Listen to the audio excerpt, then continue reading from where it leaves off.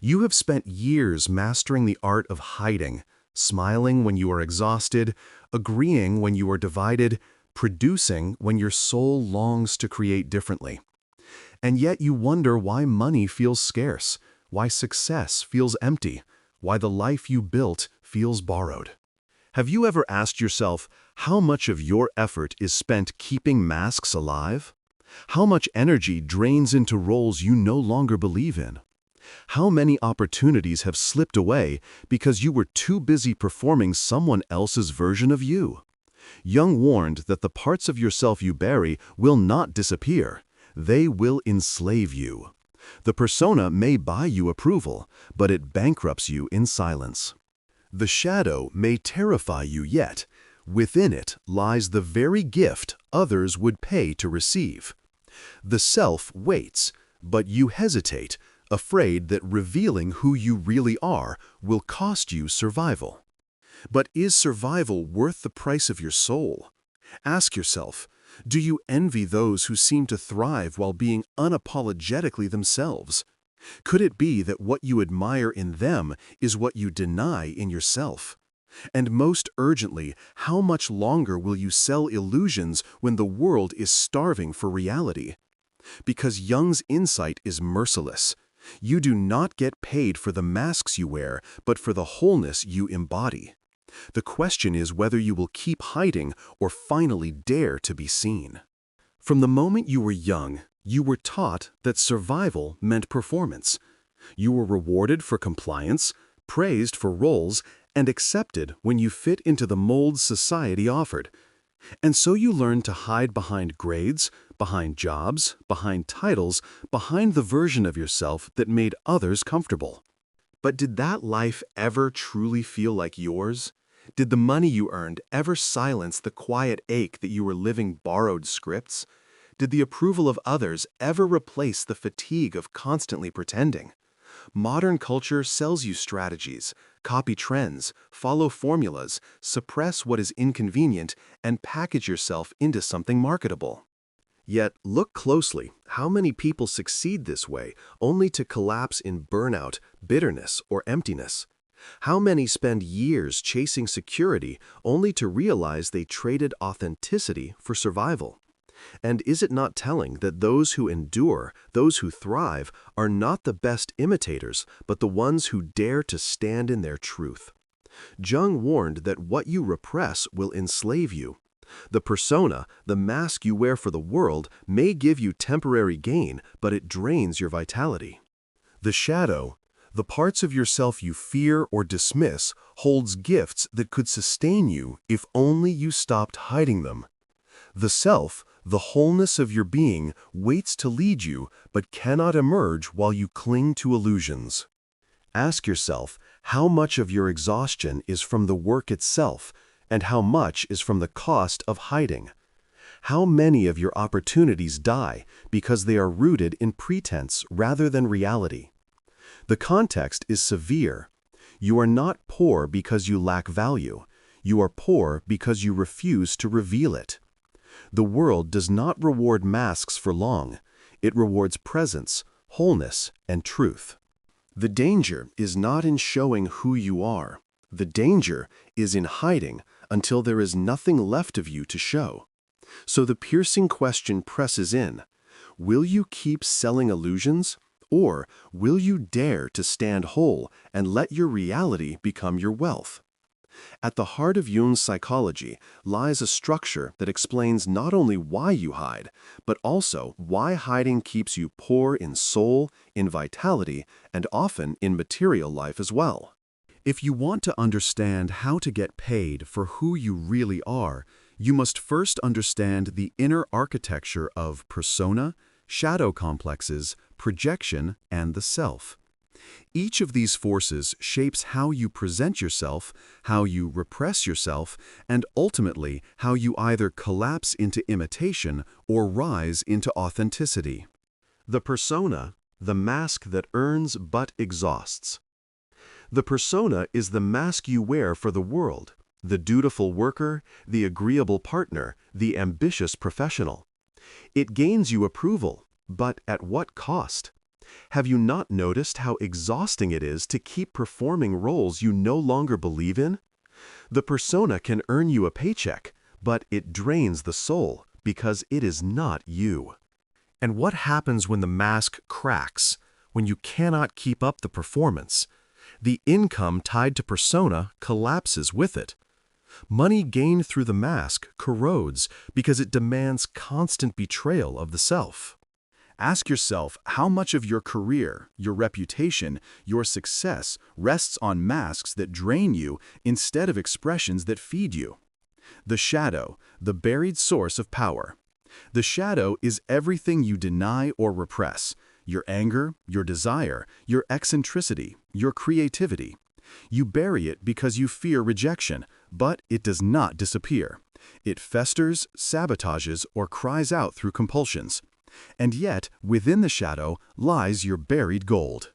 The gifts you dismiss as unrealistic or dangerous may be the very qualities that others would pay to receive.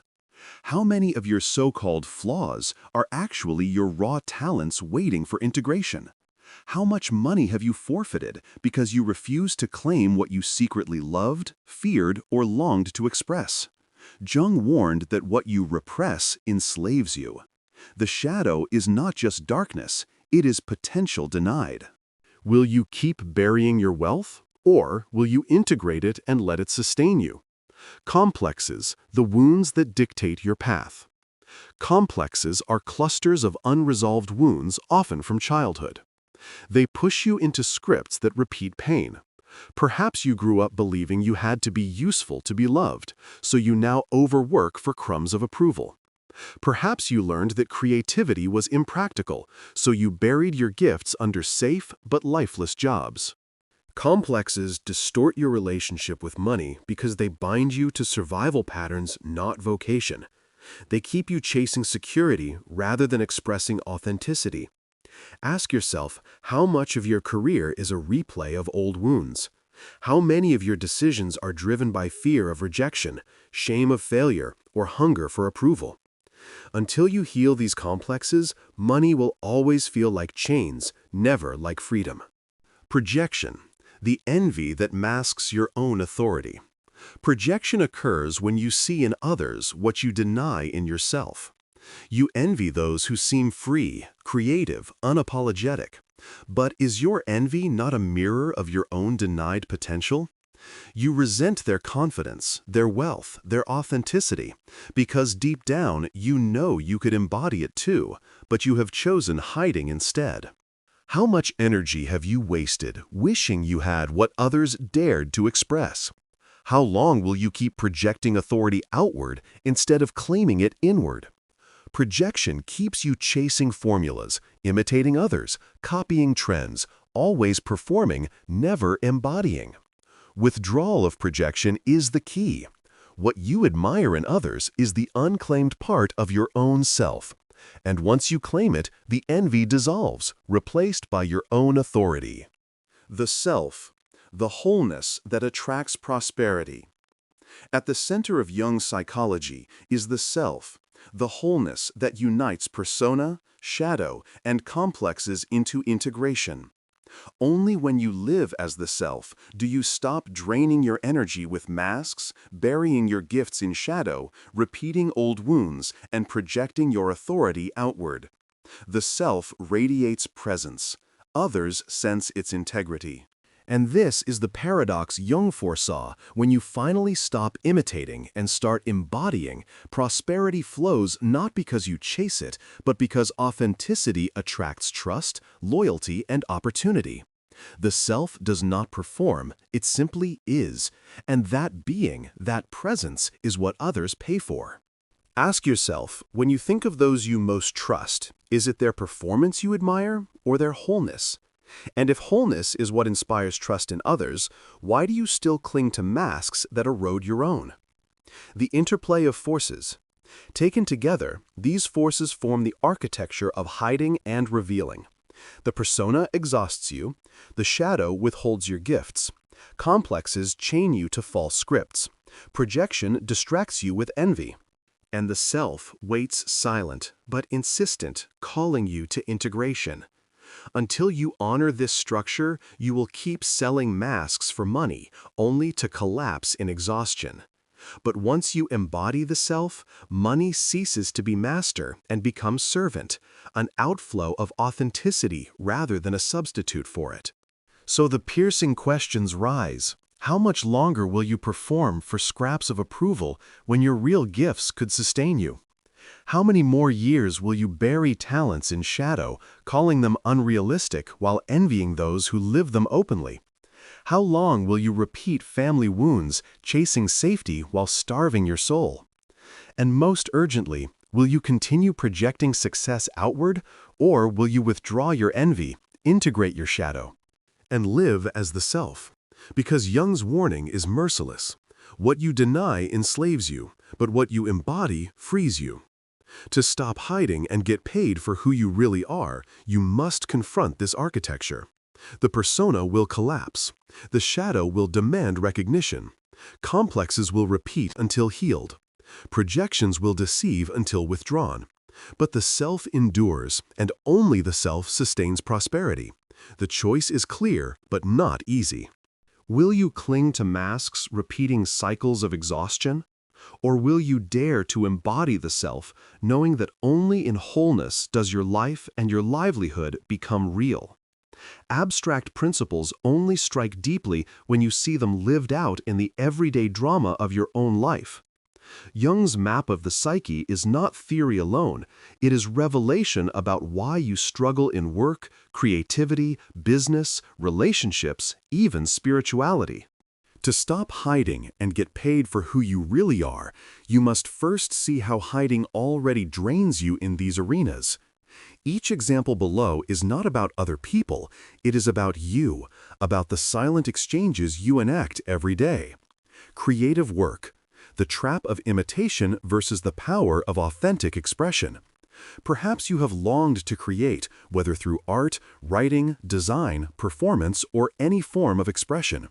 Yet instead of daring your truth, you copied trends, softened your edges, polished yourself to fit what others deemed marketable. And what happened? At best, you gained fleeting attention. At worst, you gained nothing but exhaustion. Is it not sobering to admit that your most forced work is often ignored, while the rare piece you created honestly, even recklessly, sparked the most resonance? People do not hunger for imitation, they hunger for presence. Your hidden fire cannot ignite others if you refuse to reveal it. Ask yourself how many of your failures were failures of courage, not failures of talent. And how much energy have you wasted perfecting masks instead of embodying your real voice? Business and service. The difference between pretense and integrity. In the marketplace, the same law operates. You may sell products, services, or skills by mimicking formulas. You may hustle, pitch, or persuade. But do customers not sense when your energy is hollow, when your words are performance, when your heart is absent? Pretense breeds suspicion, but authenticity breeds loyalty. Consider how many businesses collapse because they chase trends while those rooted in clear identity endure. How many clients drift away when they sense they were only a number, not a relationship? When you serve from wholeness, you create trust, and trust, unlike manipulation, cannot be faked. Do you not see that the most prosperous entrepreneurs are not the cleverest imitators, but the ones who dare to embody themselves so fully that others feel safe in their presence? Relationships, the currency of trust. Even outside formal work, your authenticity or lack of it shapes opportunities. How many friendships have you maintained by hiding parts of yourself only to feel drained afterward? How many relationships required you to keep performing, agreeing when you were divided, flattering when you felt resentment, shrinking when you longed to expand? And what has it cost you?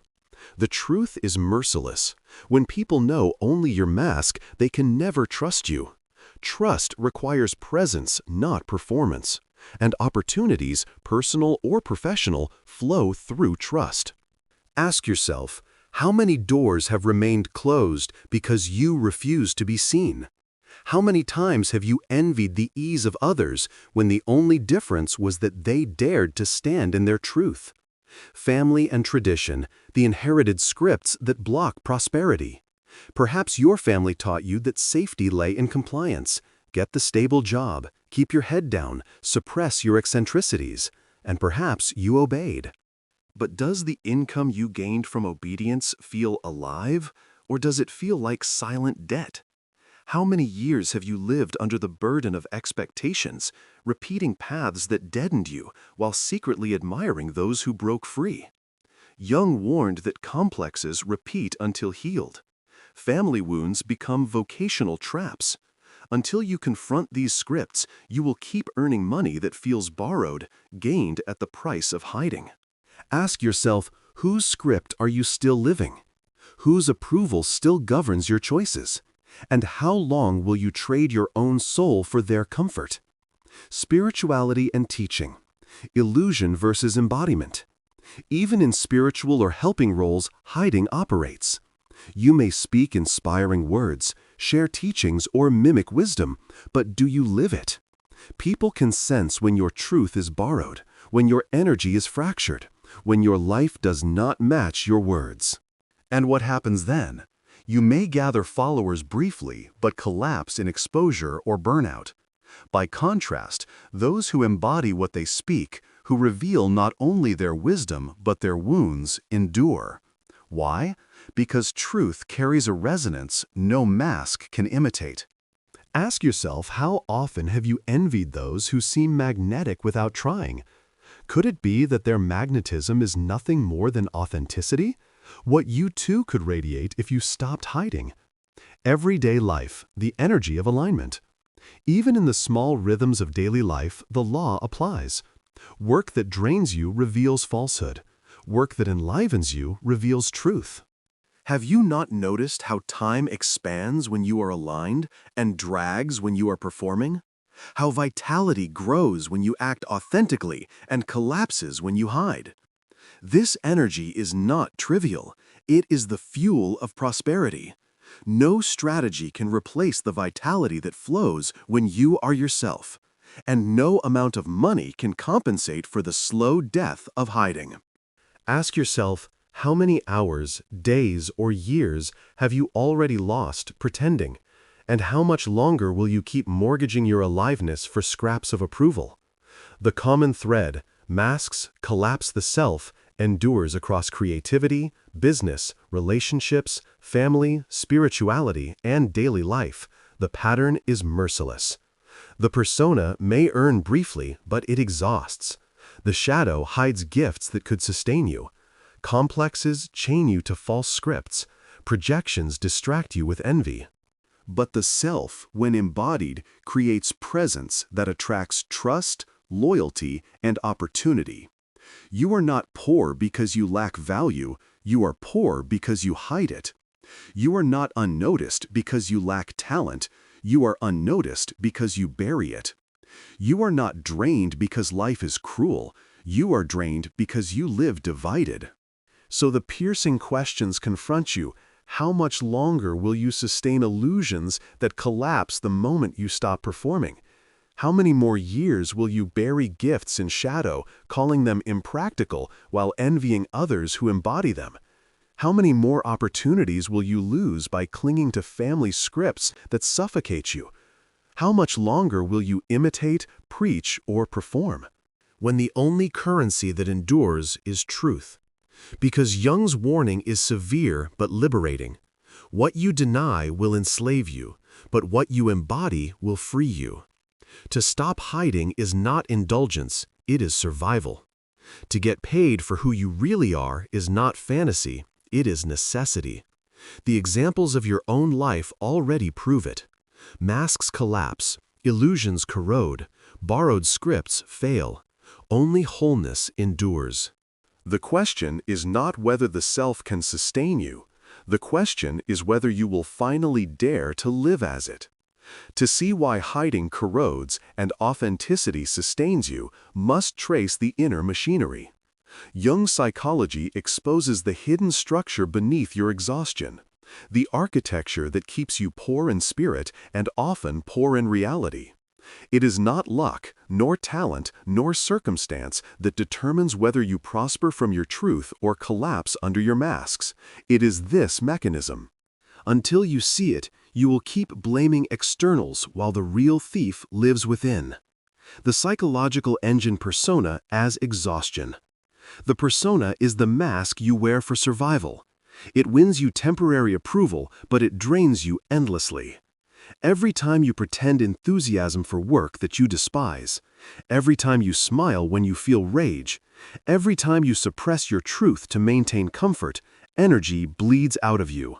And energy is the only real currency you possess. Without it, no discipline endures, no creativity flows, no opportunity can be sustained.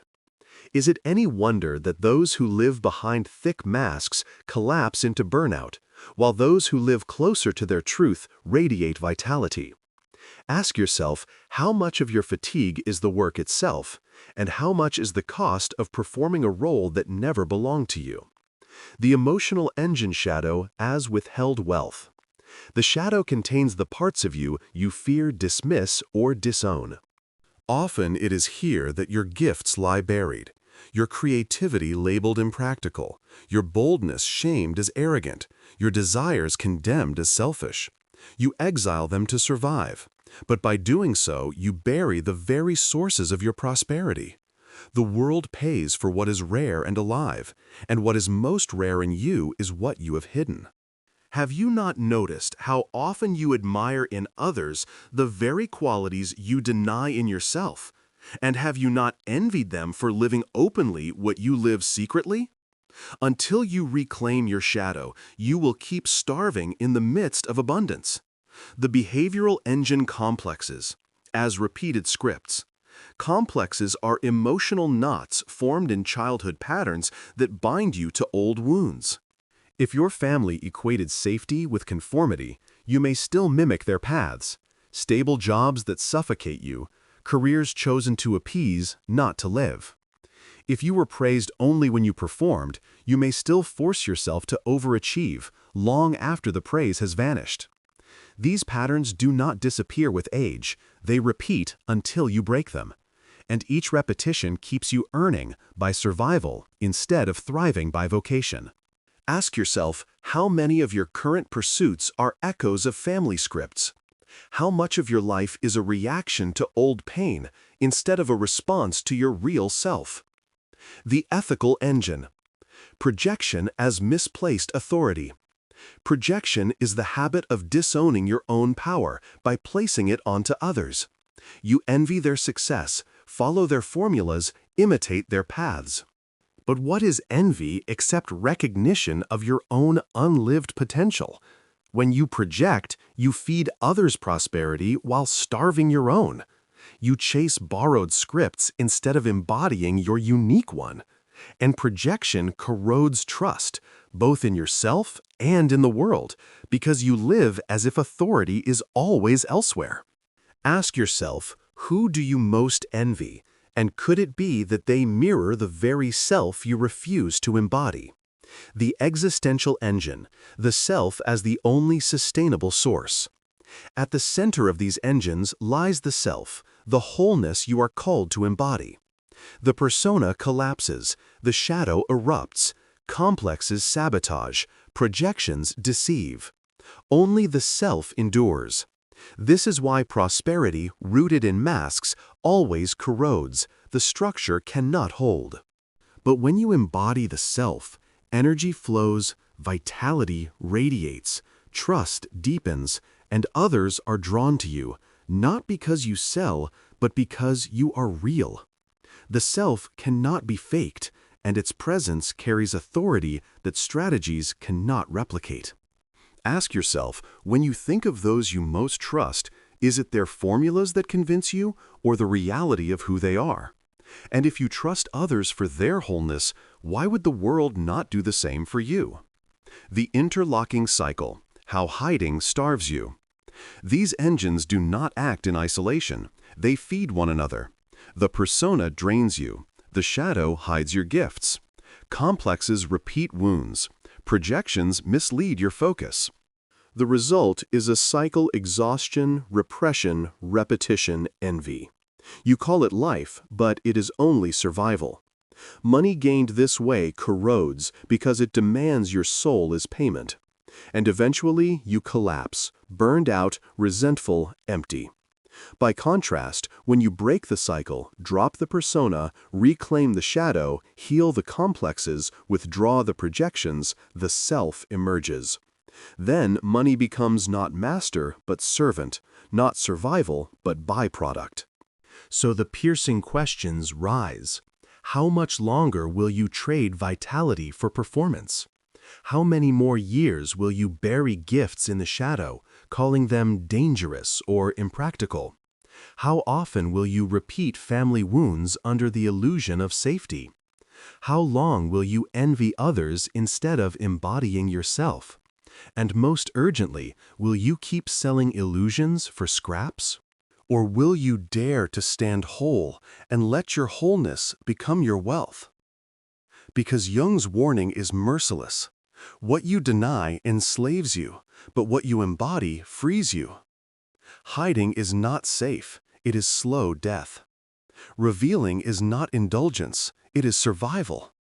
The mechanism is clear. Masks collapse, repression drains, wounds repeat, envy corrodes. Only the self sustains. The question is not whether you can prosper by being yourself. The question is whether you will stop hiding long enough to prove it true. Awareness without action is self-deception.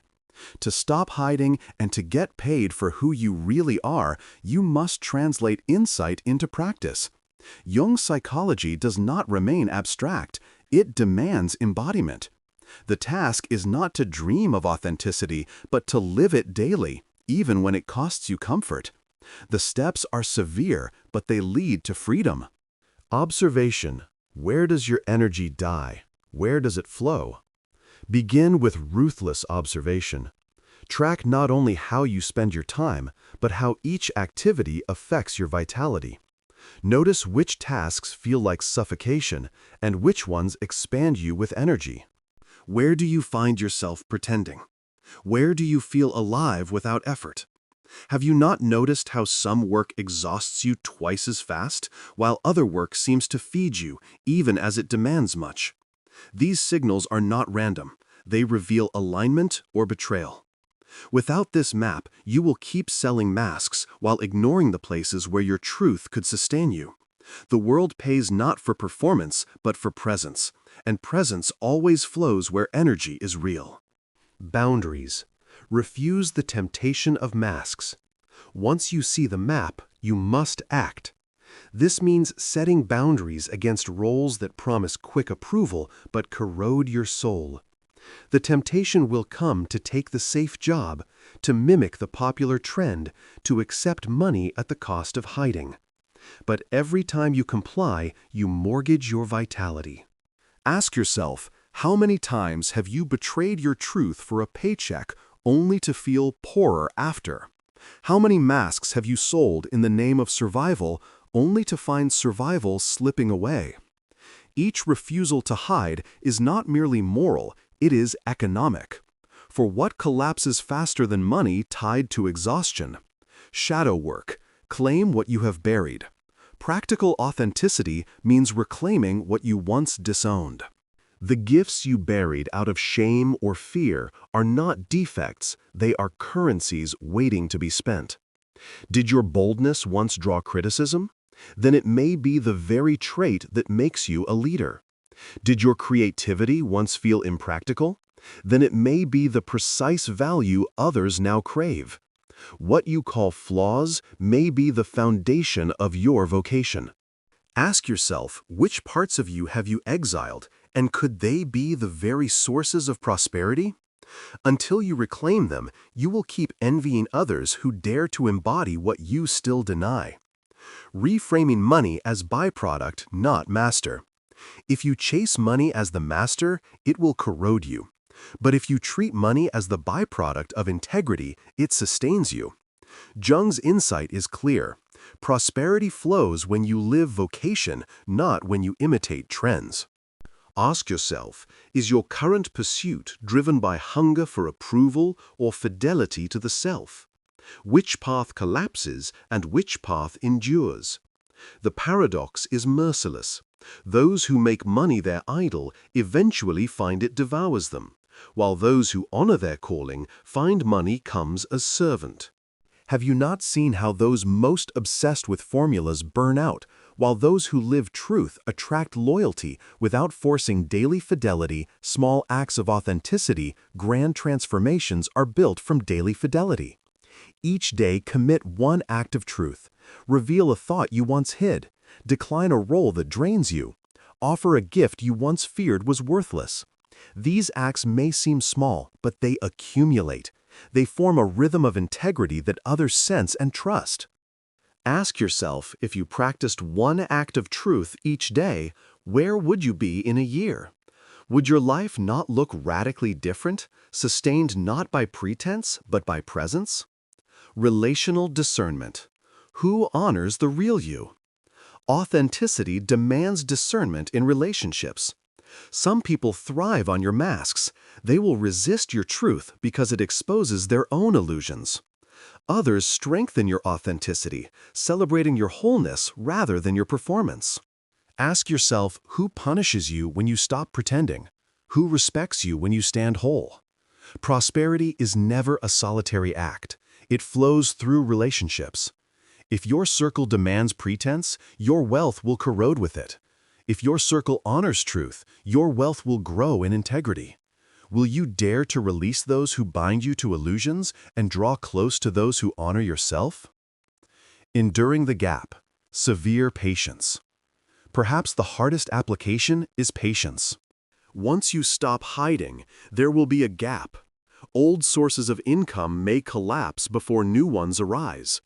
The temptation will be strong to regress, to sell the mask again, to take the easy path to betray yourself for short-term relief.